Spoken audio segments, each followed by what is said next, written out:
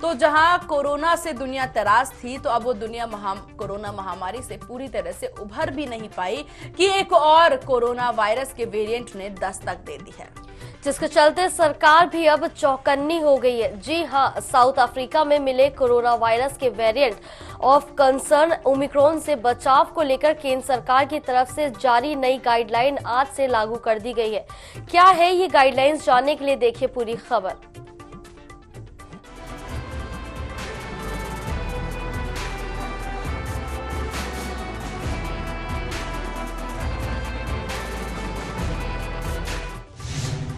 International यात्रियों के लिए नई गाइडलाइंस लागू। राज्यों ने अपनी तरफ से भी उठाए सख्त कदम। इंटरनेशनल ट्रैवलर को होना पड़ेगा क्वारंटाइन। केंद्र सरकार ने ओमिक्रॉन को लेकर तय की गई नई गाइडलाइंस 1 दिसंबर की आधी रात से लागू करने की घोषणा की थी।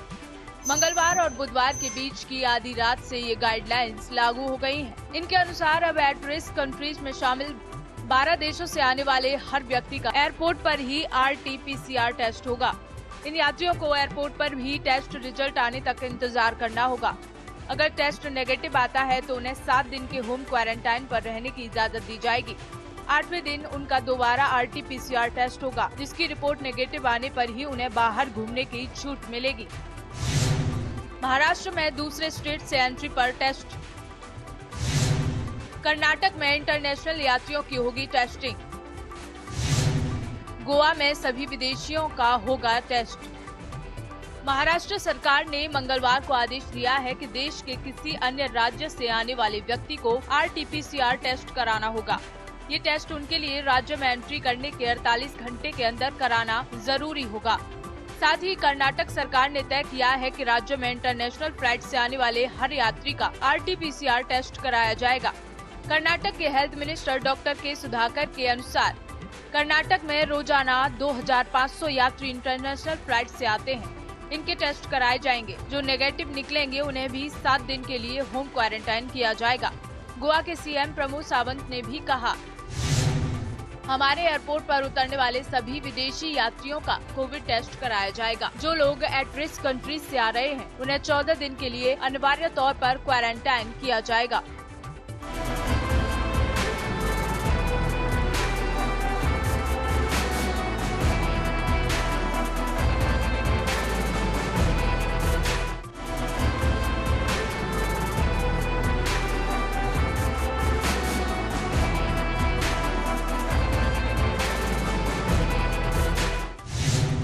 इंटरनेशनल पैसेंजर्स के लिए नई गाइडलाइन।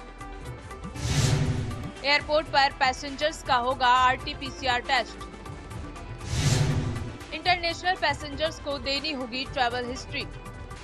केरल के मुख्यमंत्री कार्यालय से जारी निर्देश के अनुसार राज्य में कोविड प्रिवेंशन में सहयोग नहीं करने वालों को मुफ्त इलाज की सुविधा नहीं दी जाएगी।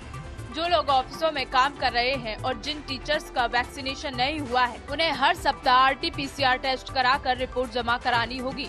ओमिक्रॉन की दहशत के बीच केंद्र सरकार ने अंतर्राष्ट्रीय यात्रियों के लिए नई गाइडलाइन जारी की है। इसके तहत उन्हें एयरपोर्ट पर जांच करानी होगी। इनसे 14 दिनों की ट्रैवल हिस्ट्री भी पूछी जाएगी। कोरोना के नए वेरिएंट ओमिक्रॉन को लेकर बढ़ती चिंता के बीच केंद्र सरकार ने कोरोना गाइडलाइन 31 दिसंबर तक बढ़ा दी है। सरकार ने भारत आने वाले इंटरनेशनल पैसेंजर के लिए नई गाइडलाइन भी जारी की है। ये 1 दिसंबर से लागू होंगी।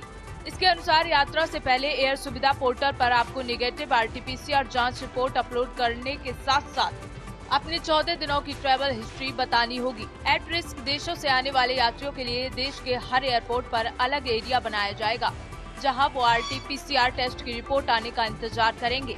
सभी एयरपोर्ट्स पर अतिरिक्त RT-PCR सुविधा भी तैयार की जाएगी। अगर टेस्ट रिपोर्ट नेगेटिव आती है तो वह 7 दिनों तक होम क्वारंटाइन में रहेंगे। 8वें दिन दोबारा कोरोना टेस्ट करना होगा। अगर फिर रिपोर्ट नेगेटिव आती है तो अगले 7 दिनों के लिए स्वयं की निगरानी खुद करनी होगी। एट रिस्क श्रेणी में 12 देश शामिल हैं। नई गाइडलाइंस के मुताबिक हाई रिस्क वाले देशों को छोड़कर अन्य देशों के यात्रियों को एयरपोर्ट से बाहर जाने की अनुमति होगी, लेकिन उन्हें 14 दिनों के लिए खुद की निगरानी करनी पड़ेगी। एक फ्लाइट में जितने भी यात्री आ रहे हैं उनमें से 5% यात्रियों की रैंडमली एयरपोर्ट पर RT-PCR जांच होगी। एयरपोर्ट कर्मी कुल यात्रियों का 5% टेस्ट कर सकते हैं।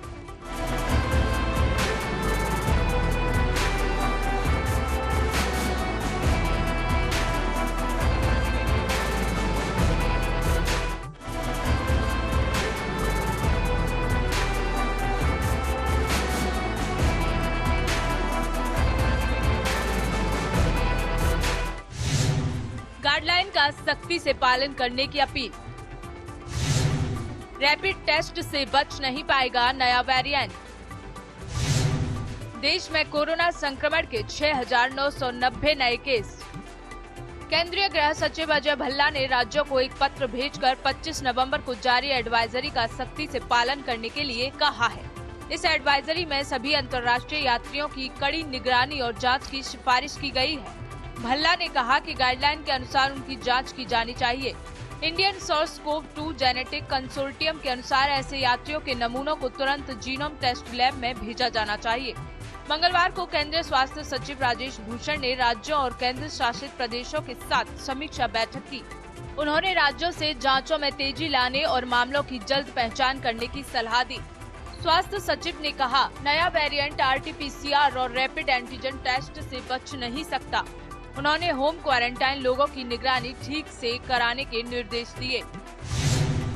स्वास्थ्य मंत्रालय के आंकड़ों के अनुसार 24 घंटों में भारत में कोरोना वायरस संक्रमण के 6,990 नए मामले सामने आए हैं। इसके बाद संक्रमितों की कुल संख्या 3,45,87,822 हो गई है, तो वहीं 1,05,43 मरीज अभी भी इलाज करवा रहे हैं।